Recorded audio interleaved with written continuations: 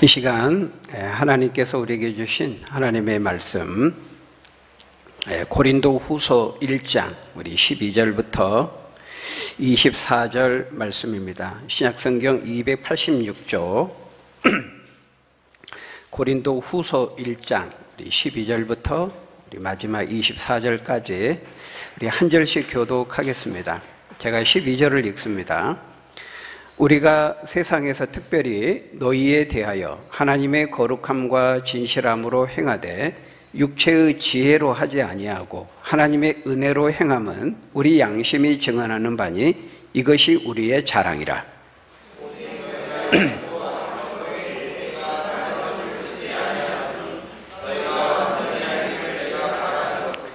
너희가 우리를 부분적으로 알았으나 우리 주 예수의 날에는 너희가 우리의 자랑이 되고 우리가 너희의 자랑이 되는 그것이라.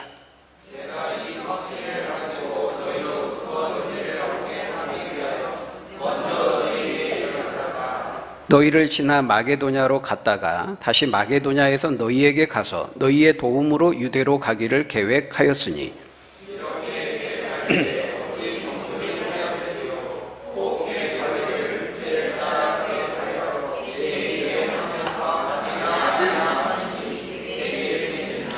하나님은 미쁘시니라. 우리가 너희에게 한 말은 예하고 아니라 함이 없노라.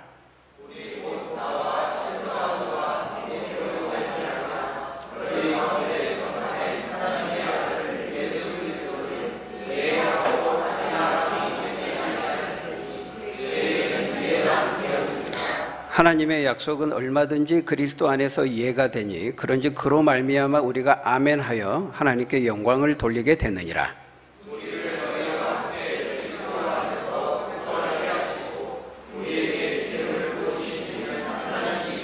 그가 또한 우리에게 인치시고 보증으로 우리 마음에 성령을 주셨느니라.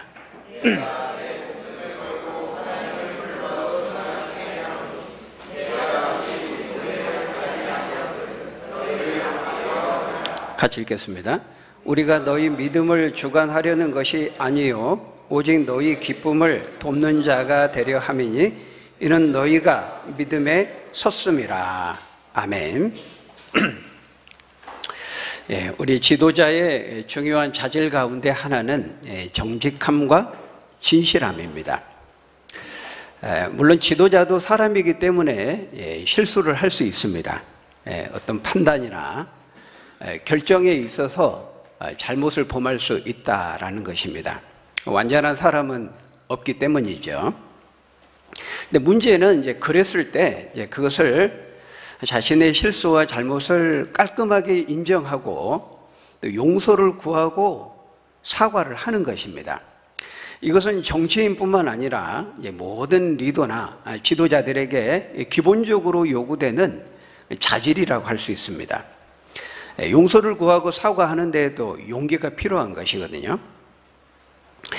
그래서 분명히 자신이 잘못했는데 그럼에도 불구하고 그것을 자신의 자존심이나 또 리더의 권위나 체면 때문에 충분히 소명하지 않고 해명하지 않고 뭉개버린다면은 결국 신뢰를 잃고 말 것입니다. 물론 어디까지가 해명이고 변명인지 해명과 변명의 그 경계가 불분명할 수도 있죠. 그럼에도 불구하고 우리는 충분히 납득시키고 이해시켜야 되는 것이고 그러기 위해서는 과감하게 소통하고 또 설명하고 이해를 구할 필요가 있는 것입니다. 우리가 읽은 오늘 본문을 보면 사도 바울 역시 자신에 대한 고린도 교회 성도들의 그 오해를 풀기 위해서 지금 자신을 해명하고 있는 것을 볼 수가 있습니다. 12절에 보면 바울이 말하죠. 우리가 세상에서 특별히 고린도 교회 여러분들을 대할 때 하나님의 거룩함과 진실함으로 대했습니다. 행했습니다. 육체의 지혜로 하지 않고 하나님의 은혜로 행했습니다. 그렇게 말합니다. 이것은 우리의 양심이 증언하는 바고 어떤 점에서 우리가 자신 있게 말할 수 있는 우리의 자랑입니다. 그렇게 말하고 있는 것을 볼 수 있어요. 지금 사도 바울이 뭐하고 있는 겁니까? 자신을 해명하고 변호하고 변명하고 있는 것이죠. 나는 고린도 교회 성도 여러분들을 대할 때 조금도 거짓이 없이 대했고 거룩하신 하나님 앞에 진실하고 정직하게 대했습니다. 행했습니다. 절대로 육체의 지혜를 따라서 육체의 지혜, 인간적인 어떤 지혜와 통밥을 굴려서 그런 세속적인 인간적인 지혜와 처세술을 따라서 행하지 않았습니다. 하나님의 은혜를 따라 행했습니다. 하나님의 은혜를 따라 행했다는 게 뭐죠? 하나님의 뜻에 민감하게 반응하면서 하나님의 인도하심의 은혜를 구하면서 행했다라는 것입니다. 여러분, 지금 고린도 교회와 바울 사이에 무슨 오해와 지금 문제가 생긴 겁니까? 바울이 고린도 교회를 방문한다고 했는데요. 그 방문 일정이 갑자기 이제 변경되어 버린 것입니다. 그래서 그것을 빌미로 해가지고 지금 고린도 교회 안에 바울을 비난하는 사람들이 있었던 겁니다. 아니, 무슨 사도라고 하는 사람이 한번 약속을 하고 계획을 했으면은 말을 지켜야지. 왜 이랬다 저랬다 온다고 했다가 안 와버리고 미루고 변경하고 어떻게 사도가 이렇게 할 수가 있느냐? 너무 경솔한 거 아니냐? 육체의 지혜를 따라서 자기 편리한 대로 그렇게 자기 이익을 따라 움직이는 사람을 우리가 어떻게 사도를 신뢰하고 믿을 수 있겠느냐? 막 이렇게 비난을 하고 아주 맹공격을 퍼부은 사람들이 고린도 교회 안에 있었던 것입니다.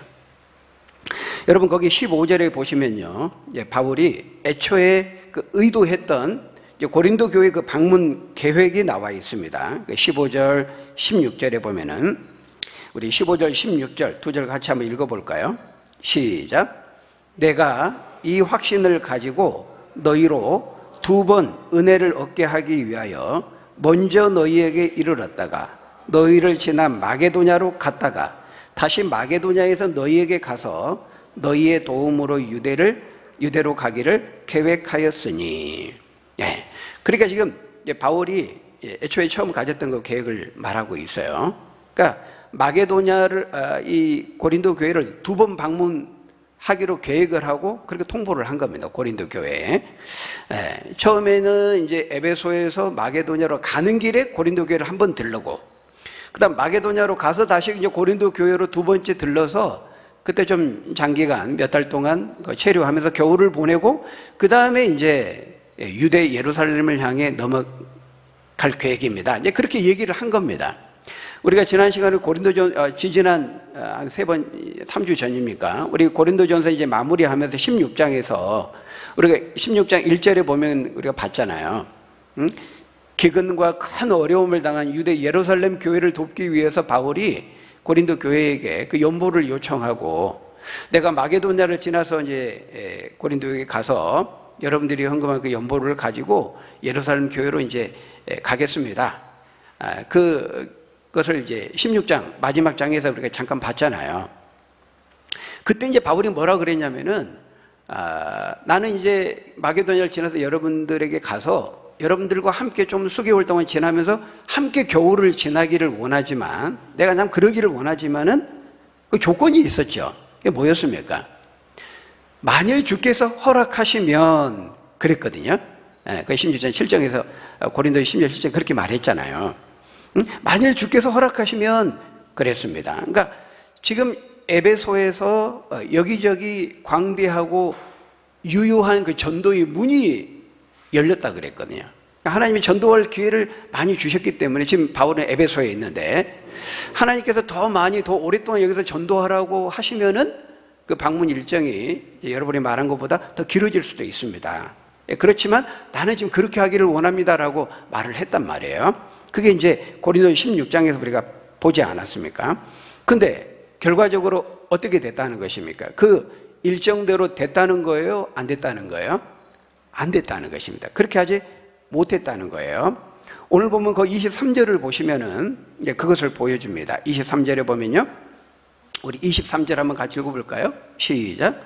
내가 목숨을 걸고 하나님을 불러 증언하시게 하노니 너희를 아끼려 함이라. 여기 보니까요, 이 말씀을 보면 고린도 교회에 가기로 했다가 이제 가지 않았다는 것을 알 수 있습니다. 처음에 말했던 그 방문 계획대로 하지를 못한 겁니다. 그러니까 이제 고린도 교회 안에 있었던 이 바울의 대적자들이 막 들고 일어나 가지고 고린도 교회 성도들을 선동하면서 바울을 비난하고 맹공을 퍼부은 것입니다. 이 고린도 교회 안에 여러 분파들이 있었잖아요. 바울파도 있고 아볼로파, 뭐 베드로파, 뭐 그리스도파, 여러 분파들이 나누어져서 다투고 싸웠거든요. 그러니까 이 바울에 대해서 별로 이렇게 썩 내켜하지 않는 사람들은 기회는 찬스다 그래가지고 이것을 빌미로 해가지고 바울의 인격과 사도직을 공격하면서 비난을 한 거예요. 어찌 사도가 그렇게 경솔하냐? 예라고 했다가 아니여라고 했다가 이랬다 저랬다, 육체를 따라서 그때그때 자기 이익을 따라서 이렇게 하는 사람 아니냐, 그러면서 바울을 비난한 거예요. 그래서 거기 17절에 보면요, 바울이 그에 대해서 해명을 하고 지금 변호하고 있는 것입니다. 17절에 보면 이렇게 계획할 때에 내가 어찌 경솔히 하였으리요. 혹 계획하기를 육체를 따라 계획하여 예예하면서 아니라 하는 일이 내게 있겠느냐? 내가 예하면서 아니라 했겠느냐 그 말입니다. 내가 계획을 하면서. 그러니까 지금 바울이 이렇게 말했다는 것은 뭐예요? 고린도 교회 안에 이제 바울을 향해서 이렇게 비난하는 사람이 있었다는 것을 보여주는 겁니다. 바울이 그 소리를 들은 겁니다. 그래서 지금 이렇게 말하고 있는 거예요. 그러니까 이게 무슨 말이에요? 예예 해놓고는 아니라 했다. 그러니까 바울이 겉으로는 그 고린도 교회 사람들을 향해서 예, 제가 꼭 방문할 겁니다 이렇게 말은 했지만 속으로는 아니야, 너 나 안 갈 거야, 그렇게 했다는 겁니다. 애초에 그 계획을 세울 때. 여러분, 이게 사실이라면은 바울이 얼마나 위선적이고 이중적인 사람입니까? 그렇죠? 겉으로 간다고 했지만 이미 마음속에는 그 계획할 때부터 올 생각 없었다. 굉장히 이중적이고 위선적이잖아요. 그러니까 지금 바울이 이런 사람이라고, 바울 사도가 이런 사람이라고 지금 매도하는 사람들이 고린도 교회 안에 있었던 거예요. 우리도 그런 거 있잖아요. 야, 우리 밥 한번 먹어야지 만나서. 근데 사실은 만날 의향도 없으면서 그냥 의례껏 상투적으로 인사치레로 그런 말 하는 경우가 있을 수 있잖아요. 바울이 지금 그런 식으로 했다고 지금 말하고 있는 거예요. 애초에 방문할 마음도 없으면서 영혼 없는 멘트로 꼭 갈 겁니다. 그래 말은 하지만은 그런 마음이 애초에 없었다는 거예요. 그에 대해서 바울은 그 12절에 보니까요, 아니다, 그렇지 않다. 나는 거룩하신 하나님 앞에서 진실함으로 행했지 결코 육체의 지혜를 따라서 그렇게 하지 않았다. 통박 불려가지고 잔머리 굴리고 인간의 지혜를 따라서 세상적인 처세술을 따라서 자기 편리한 대로 이익을 따라서 이랬다, 그렇게 한 게 아니다. 나 하나님 앞에서 거룩함과 진실함으로 행하였다. 그건 내 양심이 증언하는 바고, 어떤 점에서 나는 그걸 정말 내가 자부심 있게 내 자랑으로 삼을 만큼 내가 그렇게 했다, 이렇게 말하고 있는 거예요. 그 사도행전 24장 16절에 보면은 바울이 그렇게 말하잖아요. 내가 항상 하나님과 사람 앞에 양심이 거리낌이 없기를 힘썼노라, 그렇게 말하거든요. 그러니까 바울은 하나님과 사람 앞에서 늘 하나님이 아신다는 거예요. 하나님이 증인이라는 거예요. 하나님과 사람 앞에 양심이 없기를 늘 힘쓰면서 살았다는 것이죠.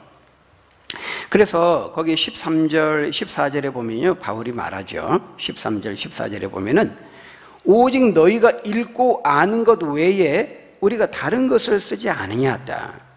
너희가 완전히 알기를 내가 바라는 것은 너희가 우리를 부분적으로 알았으나 우리 주 예수의 날에는 너희가 우리의 자랑이 되고 우리가 너희의 자랑이 되는 그것이라.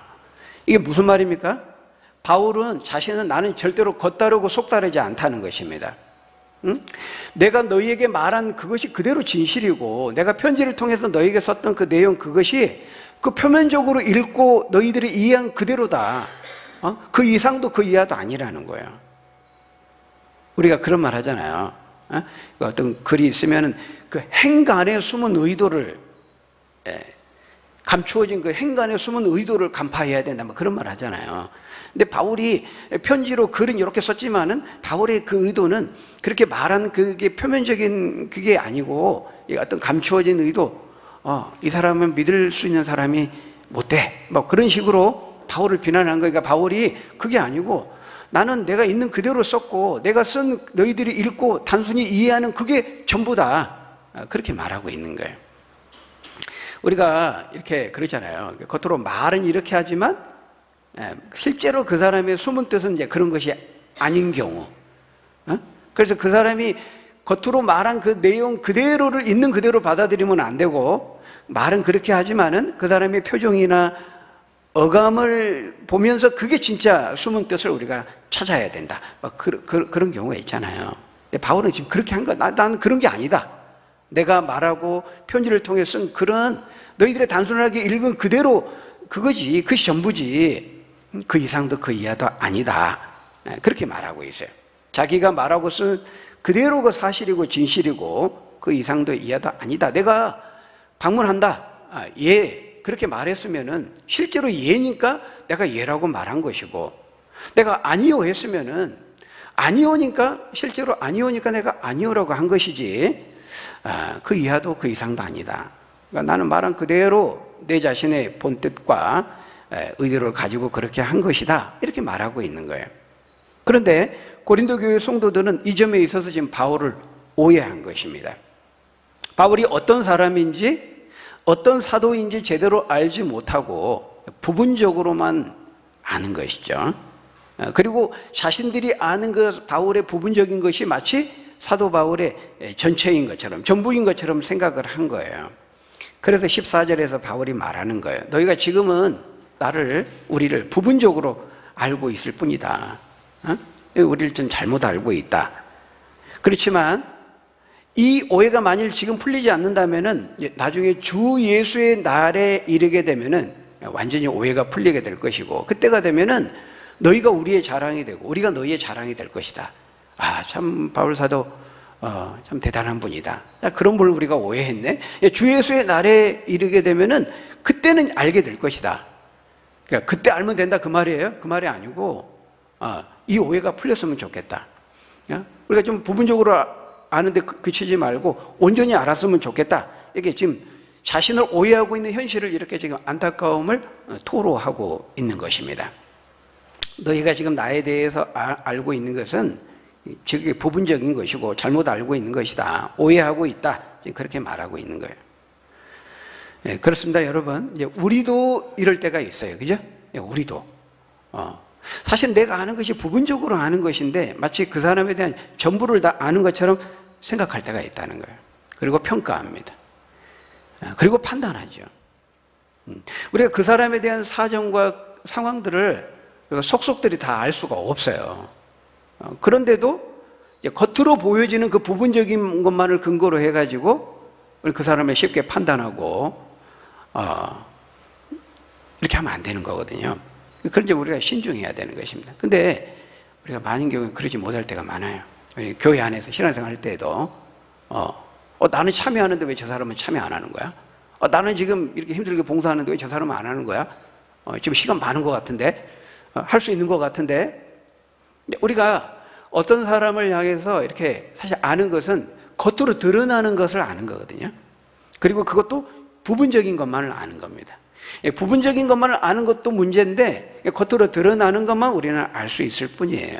정확하지 않을 수 있는 거예요. 우리가 이런 부분에 신중해야 돼요. 함부로 판단하고 해서는 안 된다는 거예요. 여러분, 바울이 처음에 방문하겠다, 두 번 방문하겠다 이렇게 일정을 말했을 때 그대로 지키지 못한 진짜 이유가 무엇이었습니까? 두 가지였습니다. 그 이유가 첫 번째는 하나님의 뜻과 인도하심 때문이었고요. 하나님께서 지금 방문하면 하지 말라 이렇게 말씀하신 거예요. 하나님 그렇게 인도하신 거예요. 두 번째는 바로 고린도 교회 성도들의 유익 때문에 그렇게 한 겁니다. 첫째는 하나님의 뜻의 인도하심 때문이었고, 두 번째는 고린도 교회 성도들의 유익을 위해서 바울이 그 일정을 변경한 거예요. 거기 17절, 18절 우리 한번 같이 한번 읽어볼까요? 17절, 18절 시작. 이렇게 계획할 때에 어찌 경솔하게 하였으리요?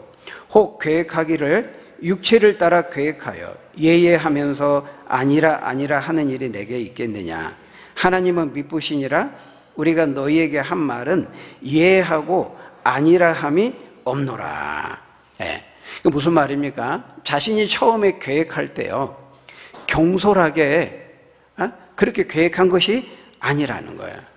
육체를 따라 하지 않았다는 거예요. 육체를 따라 이 말은 사람의 인간적인 지혜를 따라서, 세상적인 방법으로, 처세술을 따라서, 자기 이익과 편리를 따라서 한 게 아니고 사실은 뭐예요? 하나님의 그 인도하심이 있었다는 거예요. 거기 12절에, 아까 앞에서 그 12절에 자신은 육체의 지혜를 따라 하지 않고 하나님의 은혜를 따라 했다 그랬잖아요. 그러니까 하나님의 은혜를 따른다는 것은, 그러니까 하나님의 뜻과 인도하심의 은혜를 구하면서 판단하고 결정하고 행했다는 것입니다. 이랬다 저랬다, 이해라고 했다가 아니요라고 했다가 그러니까 무책임하게 한 것이 아니고, 거기 보면 하나님은 미쁘시니라, 그러니까 신실하신 그 하나님을 지금 증인으로 불러 세우고 있는 거예요. 거기 22절에 보면은 우리 안에 거하시는 성령을 말하면서 우리 안에 거하시는 성령이 나의 증인이다, 이렇게 성령을 증인으로 요청하고 있거든요. 그러니까 신실하신 그 하나님이 나의 증인이시고 성령님이 나의 증인이시고 내 양심이 증언한다, 그렇게 말하고 있는 거예요. 내가 거짓말을 하는지 진실을 말하는지 자신의 양심이 증언하고 우리 안에 거하시는 성령이 증인이 되신다, 그렇게 말하고 있는 거죠. 그러니까 바울이 일정을 변경한 것은 육체를 따라 자기 이익을 따라 그렇게 한 것이 아니고요, 또 경솔해가지고 가볍고 그래 변덕을 부리고 뭐 그런 것이 아니고 하나님의 인도하심 때문이었습니다. 우리가 앞에서 고린도전서 16장 7절에 우리가 봤잖아요. 고린도 16장 7절에 보면 바울이 고린도 교회를 방문할 때, 우리가 고린도전서 그 마지막 장에서 봤을 때요, 그 자신의 뜻은 겨울을 같이 가서 오랫동안 보내기를 원하지만 그러나 주께서 허락하셔야만 그게 됩니다, 그런 말을 했거든요. 그럼 읽어볼까요? 시작. 이제는 지나는 길에 너희 보기를 원하지 아니하노니 이는 만일 주께서 허락하시면 얼마 동안 너희와 함께 머물기를 바람이라. 지나는 길에 너희 보기를 원하지 않는다, 이 말은 번역이 좀 정확하지가 않은데요, 지나는 게 너희 보기를 보고 싶지 않다 이런 말이 그 말이 아니고, 지나는 길에 그냥 잠깐 들러서 그냥 가볍게 방문하는 거 그렇게 원치 않고 너희들과 가서 오랫동안 같이 머물기를 원한다, 이런 말입니다.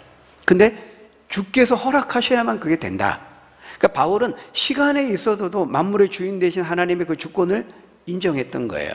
우리가 이렇게 계획을 세우고 이렇게 하겠다고 나름대로 계획을 세우지만 어때요? 잠언 16장 9절에 말씀하는 것처럼 사람이 마음으로 자기의 길을 계획할지라도 그 걸음을 인도하시는 분은 여호와 하나님이시라고 하는 이 주권적인 하나님에 대한 믿음이 있었던 거예요. 그러니까 지금 뭐예요? 바울이 이렇게 계획을 했지만은 가겠다고 통보를 했지만 그렇게 하지 않는 것은 바울이 뭐 때문이라는 거예요? 주께서 허락하시지 않았기 때문에 내가 가지 않았다는 것을 말하고 있는 것입니다. 경솔하게, 경박하게, 육체의 지혜를 따라 그런 것이 아니고 하나님의 뜻이 아니었기 때문에, 하나님이 지금 하나님의 시간과 타이밍이 아니라고 하나님이 말씀하셨기 때문에 바울이 방문 일정을 미루고 연기하고 변경했다는 거예요. 하나님의 뜻의 인도하심 때문이었다, 그렇게 말하는 것이죠. 그 다음에 두 번째 또 하나의 이유는 뭡니까? 거기 23절에 아까 우리가 보았던 것처럼 그것은 바울의 이익 때문이 아니었고요, 고린도 교회 성도들을 아끼고 고린도 교회 성도들을 위해서 그렇게 결정한 것이었다라고 말하고 있어요. 내가 다시 고린도에 가지 아니한 것은 너희를 아끼려 함이라, 23절에 그렇게 말하죠. 그러니까 이것도 이제 성령의 인도하심의 결과이긴 했겠지만은 육체를 따라 자신의 유익이나 편리 때문에 그렇게 한 것이 아니고 고린도 교회 성도들을 아끼고 그들의 유익을 위해서 계획을 번복하고 일정을 변경했다는 겁니다. 이게 나중에 한번 또 나오지만요. 바울이 이때 갔으면요, 이 고린도 교회 문제 많은 교회를 바울이 권징하고 책망하고 그렇게 하지 않을 수 없는 상황이었거든요. 바울이 화가 나가지고. 근데 하나님 그걸 막으신 거예요. 그 고린도 교회의 유익을 위해서 조금 더 인내하고 시간을 줄 필요가 있다. 하나님이 그렇게 판단하셔가지고 지금 가지 마라 한 겁니다. 바울이 가면 내가 가만두지 않겠다 그랬거든요. 그러니까 권징하고 징계하고. 그러면 지금도 지금 나누어져 있는데 교회가 큰 분란이 돼 그럴 수 있는 상황이었습니다. 그래서 하나님 그걸 막은 겁니다. 지금은 안 가는 게 좋겠다. 그러니까 하나님의 인도하심 때문에 그렇게 했다는 것이고, 두 번째는 바로 그렇기 때문에 그것이 고린도 교회 그 영혼을 위해 성도들을 위한 유익 때문에 그렇게 한 것이지, 바울이 그냥 경솔해가지고 경박하게 생각이 없고 또 자기 편리와 이익 때문에 그렇게 한 것이 아니었다는 것이죠. 여러분, 바울이 이렇게 가겠다고 일정을 말했다가 번복을 하고 변경을 하면요, 실제 지금 이렇게 일어났던 것처럼 고린도 교회 성도들 중에 바울을 향해서 오해하고 이렇게 비난하는 사람이 혹 있을 것을 바울이 알았을까요? 몰랐을까요? 당연히 바울은 알았을 겁니다. 그럼에도 불구하고 이렇게 번복하고 결정을 한 것은 무엇 때문이라는 거예요? 많은 부담을 안고서도 그렇게 한 것은 고린도 교회 성도들의 영혼을 위해서, 그들을 유익을 위해서 그렇게 했다는 거예요. 여러분, 저도 이제 목회를 하면서 이제 어떤 것을 이렇게 결정을 하고 또 교회적으로 뭐 중요한 결정을 하고 이렇게 하지 않습니까? 또 이제 광고하고 공지도 하잖아요. 근데 이렇게 하겠습니다 이렇게 했는데 그걸 이제 번복을 하고 변경을 한다는 것은요, 굉장히 많은 부담이 따르는 거예요. 리더가, 지도자가 앞에서 뭐 공포를 했는데, 그게 잘못됐습니다, 이렇게 하겠습니다, 이렇게 변복을 하면은 벌써 리더십에 좀 타격이 있는 거거든요. 그래서 지도자들이 쉽게 그걸 안 하는 거예요. 잘못된 길을 가도 겸손히 제가 처음에 말씀드린 것처럼 제가 당연히 잘하려고 한 거죠. 공동체의 유익을 위해서 그렇게 한 거죠. 뭐 교회 목사라면, 또 정치인이라면, 또는 어떤 부분에서도 마찬가지입니다. 사람이 온전하지 못하고 죄의 연약함이 있기 때문에 잘못하고 실수할 수 있는 겁니다. 근데 그것을 인정을 하고 겸손히 양해를 구하고 자신의 부족함을 인간적으로 이렇게 토로하고, 저는 그 용기가 있고 전 좋다고 보거든요.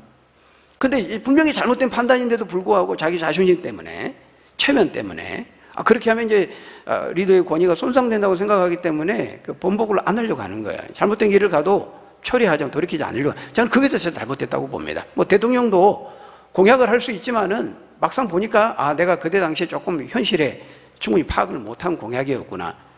뉘우치면은 바꿔야 되는 겁니다. 그거는. 그게 좋은 거죠. 그게 유익한 거죠. 자기 막 고집 부리고 자기가 무슨 신입니까? 한번 말하면 그럼 절대적으로 진리고 옳고 그런 건 아니잖아요. 근데 어쨌든 그 리더가, 지도자가 이렇게 뭔가 공지를 하고 선포라고 결정을 했는데 변경을 한다는 것은 분명히 부담이 따르는 일에는 분명한 거예요. 우리가 지지난주에 그 정교인 그 전도하는 날이라고 이렇게 다 공지하고 광고했는데 그 당일날 비 와가지고 그 다음 주에 연기하고 그날 이렇게 제안을 받아가지고 전도회 모임을 했잖아요. 그 임기응변을 잘했다고 생각이 드는데, 근데 그때도 마찬가지입니다. 혹 교인들 중에는, 물론 우리 교인들 중에 그러면 저는 없으리라 생각이 됩니다만, 그래도 혹여라도 그렇게 또 생각하는 분이 있을 수 있거든요. 목사님 왜 이랬다 저랬다 해, 이렇게 하겠으면 해야지, 그럴 수 있거든요. 일주일 전에 그 일기예보도 다 나오고 하는데 그것도 안 봤나? 우리 교회는 없겠지만 혹시라도 있을 수도 있다는 거예요. 그죠? 일기예보 요즘 틀릴 때도 있거든요. 일기예보를 안 본 거 아니에요. 그렇지만 우리가 뭐 하루 종일 하는 게 아니고 뭐 1시간 반 이렇게 하기 때문에 그때 이제 비가 또 오전에 잠깐 멈출 수도 있다. 그러니까 이미 광고했으니까 일단은 이제 가보자 하고 이제 한 건데, 비가 와서 이제 부득이 연기를 한 겁니다. 밖에서 전도를 해야 되니까.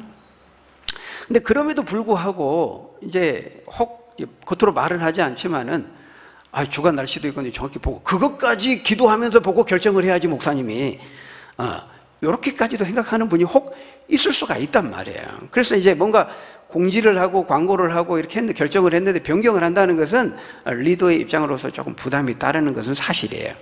근데 여러분, 바울도 그런 부담이 있었지만은 그걸 모르고 그런 것이 아니고 알지만 부담을 안고 그렇게 결정을 한 거예요. 이렇게 하면 또 이렇게 바울에 대한 비난을 하는 사람이 있을 수 있겠다는 생각을 왜 못했겠어요? 했죠. 그렇지만은 첫째는 하나님의 뜻이고 인도하심이고, 두 번째는 고린도 교회 성도의 영혼을 위해서 그들의 유익을 위해서 그 결정을 한 겁니다. 비난을 감수하고서라도. 근데 이 바울의 마음과 본뜻을 이해하지 못하고 오해하면서 바울을 향해 맹비난을 퍼부은 거죠. 너무 경솔하다, 사도가. 이랬다 저랬다 한다. 변덕이 심하다. 진실하지 못하다. 자기 이익을 따라서 한다. 무책임하다. 그렇게 한 겁니다. 생각해 보면은 바울의 마음이 이때 얼마나 참 아프고 힘들었을까, 그런 생각이 듭니다. 제가 만일 그 바울의 상황에서 목회하는 그 상황에서 이유 없이 교인들로부터 오해를 당하고 비난을 받는다면은 너무 억울하고 힘들 것 같아요. 제가 바울이 그런 상황이라면은. 바울도 지금 바울을 지금 신뢰를 하지 않는 거잖아요. 여러분, 목회자가 목회하는데 성도들로부터 신뢰를 잃는다, 얻지 못한다, 이거는 목회 끝이죠. 뭐 설교를 하면 듣겠습니까? 은혜가 되겠습니까? 그런 점에서 이 성도와의 관계 속에서 그 신뢰를 갖는다는 것은 너무 중요한 거예요. 근데 어떤 저 사람이 하는 행동 하나하나에 대해서 직접적으로 다 막 꼬치꼬치 물어볼 수 없잖아요. 또 어떨 때 겉에서 볼 때는 왜 저렇게 했지? 이해가 안 될 수가 있거든요. 근데 그 사람한테 신뢰가 되면은 그래, 그래, 이유가 있었겠지. 그럴 수 있는데, 신뢰가 안 되면은 저거 이제 뭐 의심을 하고 그렇잖아요. 그렇다고 뭐 직접적으로 물어보지는 못하고 막 그런 것이 있을 수 있단 말이죠. 그 신뢰가 굉장히 중요한 겁니다. 근데 이렇게 오해를 할 수 있다는 거예요. 부분적인 것을 보면서 오해할 수 있는 겁니다. 제가 언젠가 이사 신방을 했는데요. 이사 신방을 하면은 예배 이제 신방을 마치면은 나올 때 그 집에다 이제 이사했으니까 교표를 붙이잖아요. 근데 이제 그날은 이제 교표를 가지고 갔는데 제가 깜빡하고 안 붙이고 온 겁니다. 그래서 이제 나중에 이제 교회 오시면 드려야 되겠다 이렇게 생각을 했는데, 바로 이제 며칠 있다가 뭐 이렇게 통화할 일이 있었던 것 같아요. 전화를 이렇게 통화를 하면서 집사님, 제가 그날 교표를 가져갔는데 그냥 깜빡이고 그냥 와버렸네요. 예, 그 얘기를 이렇게 드렸더니 이제 딴 일 때문에 통화하다가 이제 그 얘기를 한 거죠. 그때 이제 그 집사님이 하실 말씀이 저 목사님, 저는 이제 이번에 그 이사한 집이 우리 자택이 아니고 전세 집이어가지고 안 붙이는 줄 알았습니다. 그러시는 거예요. 제가 속으로 듣고 깜짝 놀랐습니다. 그럴 리가 있겠습니까? 어떻게 그런 생각을 하셨을까? 아무렴 신목사가 그렇게 하겠습니까? 근데 이제 또 생각을 해보면 그 상황에서는 또 그렇게도 또 그것도 오해할 수도 있겠다, 이런 생각까지도 드는 거죠. 그러니까 사람이라는 게 그런 거예요. 그러니까 우리가 언젠가 제가 한번 말씀을 드린 기억이 있는데, 제가 부목사로 있을 때요. 이건 이제 제가 직접 경험한 건 아니지만, 이게 저 경우는 아니지만, 우리 이제 담임 목사님이 이제 예배 끝나면 이제 나와서 악수를 하거든요. 교육자들 다 서서 이제 성도들 인사하고 내려가면은 악수를 한단 말이죠. 근데 이제 그 집사님이 나중에 저한테 얘기를 하는 거예요. 내가 그날 좀 늦었는데, 자리를 앉다가 이제 담임 목사님과 눈을 마주쳤는데, 예배 끝나고 악수를 하는데 내가 늦었다고 본체만치 악수도 하고 무성의하게 하더라. 나한테 그 얘기를 이제 약간 하소연을 하듯이 얘기를 한 거예요, 그 집사님이. 근데 듣고, 집사님, 그거는 집사님이 완전히 오해하신 겁니다. 절대로 그럴 리가 없습니다. 그러니까 이분이 이제 좀 늦어가지고 자리에 앉는데, 그때 이제 목사님 눈이 마주쳤나 보죠. 그 예배를 이제 끝나고 악수를 하는데, 다른 사람하고 악수할 때 그 시간하고 자기는 너무 짧게 했다는 거예요, 성의 없이. 그리고 악수할 때 자기하고는 눈이 안 마주치다는 거예요. 내가 늦어가지고 목사님이 조금 이렇게 조금 기분이 나빠가지고 그렇게 했다, 이렇게 이해를 한 거예요. 제가 그랬습니다. 집사님, 그건 100% 집사님이 오해하신 겁니다. 목사님이 절대 그럴 리가 없습니다. 내가 아는 목사님이어서일 뿐만 아니라, 왜냐면요, 목사는 늦어도 늦게 오면 너무 반가운 거예요, 안 오시는 것보다. 그래도 좀 늦었다고 뭐 좀 화가 나고 기분이, 절대로 그럴 리가 없거든요. 예를 들면 이제 악수를 하는데 계속 나가잖아요. 그러니까 이제 그 순간 아마 이제 목사님은 이제 늘 하던 대로 이제 한 건데, 이제 본인이 그때 이제 그래가지고 그렇게 이제 주관적으로 느낀 것 같아요. 그럴 리가 없어요. 좀 늦었다고 해서 오히려 목사님 너무 좋은 거죠. 저 성도님 왜 안 오실까 했는데 늦게 오시면 너무 반가운 겁니다. 제가 설교하다가 멈추고 반갑습니다 이렇게 하지는 않지만은 너무 반가운 거예요. 그러니까 어떤 목사도 마찬가지인 겁니다. 그거는 100% 오해인 거죠. 근데 여러분, 우리가 이렇게 오해할 수가 있다는 거예요, 부분적으로 보면서. 그래서 여러분, 우리가 이렇게 신앙생활 하면서 또 교회 안에서든 밖에서든 겉으로 드러난 외적인 어떤 일부분적인 것을 보면서 우리가 판단하는데 신중해야 돼요. 내가 보는 것은 항상 겉으로 드러난 것이고 부분적인 것이다. 내가 잘 모를 수 있다. 늘 이런 전제를 가지고 볼 필요가 있는 겁니다. 여러분, 무엇보다 우리는 하나님의 그 거룩하심 앞에 늘 진실해야 돼요. 바울이 했던 것처럼. 그러니까 예수님이 그렇게 말씀했죠. 산상수훈에서 마태복음 5장에 보면은 너희 차라리 그러려면 맹세하지 마라. 우리 하나님 믿는 사람들은 맹세하지 않아도 진실해야 된다. 그 말에 있어서 신뢰가 있어야 된다. 이렇게 말하거든요. 마태복음 5장 33절, 거기 34절, 37절에 보면은 그렇게 말해요. 옛사람에게 말한 바, 모세를 통해 말한 바 헛 맹세를 하지 말고 네 맹세한 것을 주께 지키라 하였다는 것을 너희가 들었으나 나는 너희에게 이르노니 도무지 맹세하지 말지니 하늘로도 말고 땅으로도 말고 예루살렘으로도 하지 말고 오직 너희 말은 옳다 옳다 아니라 아니라 하라. 이에 지나는 것은 악으로부터 나느니라. 이렇게 말씀합니다. 여러분, 이게 무슨 말이죠? 우리가 맹세합니다라고 하는 그 조건을 사적으로 달지 않아도 우리 하나님 믿는 사람들은 그건 이겁니다, 저겁니다, 예, 아니요 하면 그 있는 그대로 그 맹세하는 효과를 가질 만큼 그 말에 무게가 있고 책임이 따르고 신뢰를 가지고 그렇게 해야 된다는 거예요. 이거 내 진짜인데, 내가 맹세하는데, 그럴 때만 그러면 사실이고, 내가 맹세하고 진짜입니다 말 그 조건 빼면 그럼 다 거짓말하는 거예요, 그 사람이. 그건 말이 안 되는 거거든요. 그러니까 맹세합니다라는 조건을 사적으로 달지 않아도 우리가 하는 모든 말은 다 진실해야 된다는 거예요. 여러분 어떻습니까?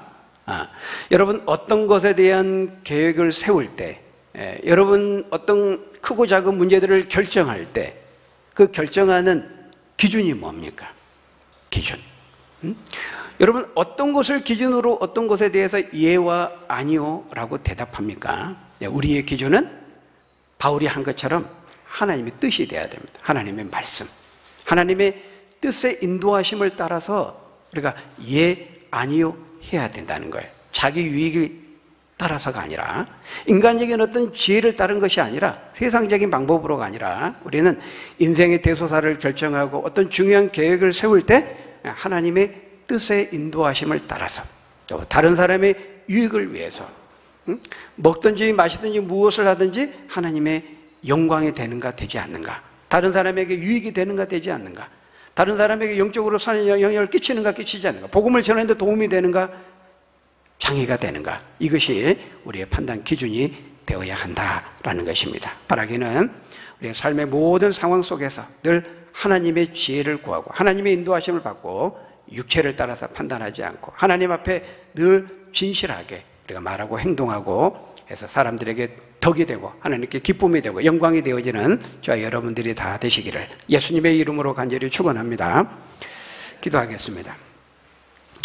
아버지 하나님, 우리가 외적으로 부분적인 것을 보면서 우리가 함부로 신중하지 못하게 판단하는 죄를 범하였다면 하나님 용서하여 주시고, 무엇보다 우리가 하나님 앞에 거룩하신 하나님 앞에 진실하게 하시고, 우리가 진실하게 하지만 때로는 오해를 받고 어려움을 겪을 때도 있음을 보았습니다.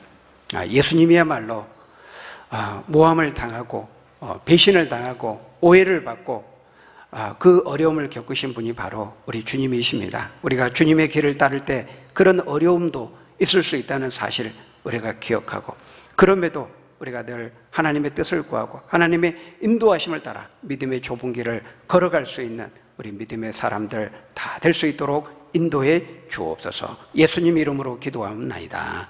아멘.